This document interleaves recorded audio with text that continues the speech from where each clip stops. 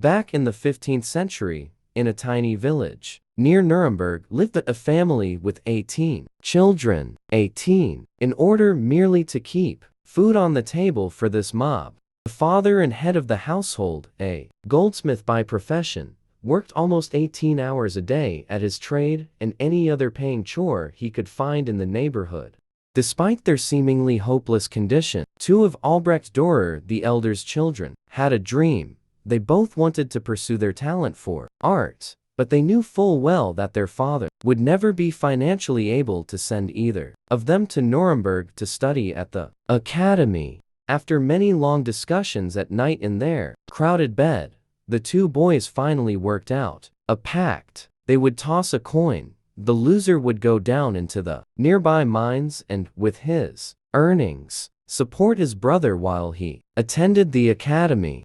Then, when that brother who won the toss completed his studies, and for years he would support the other brother at the academy, either with sales of his artwork or, if necessary, also by laboring in the mines. They tossed a coin on a Sunday morning after church. Albrecht Dürer won the toss and went off to Nuremberg. Albert went down into the dangerous mines and, for the next 4 years, financed his brother, whose work at the academy was almost an immediate sensation. Albrecht's etchings, his woodcuts, and his oils were far better than those of most of his professors, and by the time he graduated, he was beginning to earn considerable fees for his commissioned works. When the young artist returned to his village, the Dürer family held a festive dinner on their lawn to celebrate Albrecht's triumphant homecoming.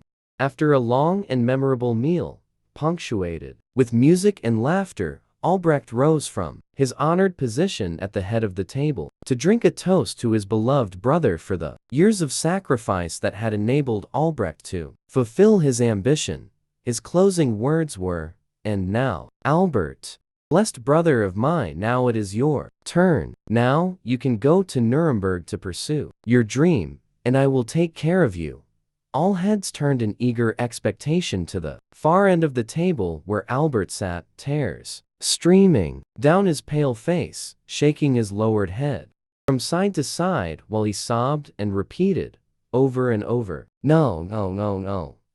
Finally, Albert rose and wiped the tears from his cheeks. He glanced down the long table at the faces he loved, and then, holding his hands close to his right cheek, he said softly, "No, brother, I cannot go to Nuremberg. It is too late for me.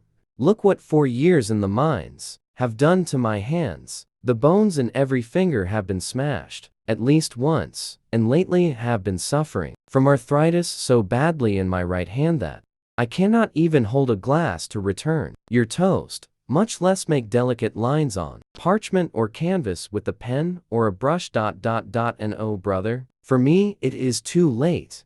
More than 450 years have passed by now." Albrecht Dürer's hundreds of masterful portraits, pen and silver point sketches, watercolors, charcoals, woodcuts, and copper engravings hang in every great museum in the world, but the odds are great that you, like most people, are familiar with only one of Albrecht Dürer's works.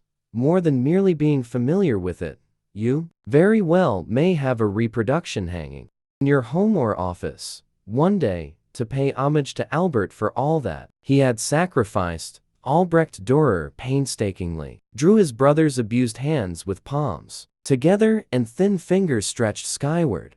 He called his powerful drawing simply "hands," but the entire world almost immediately opened their hearts to his great masterpiece and renamed his tribute of love "Theprayinghands."